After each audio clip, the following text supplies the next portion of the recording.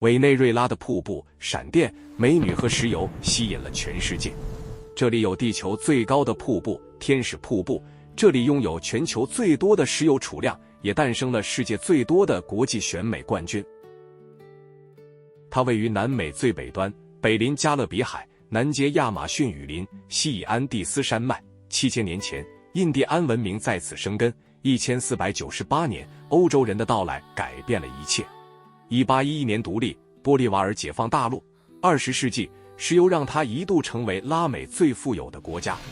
在马拉开波湖上空，卡塔通博闪电几乎全年不息，像一座永不熄灭的天空灯塔。而今天，危机与迁徙并存，数百万人远离故土。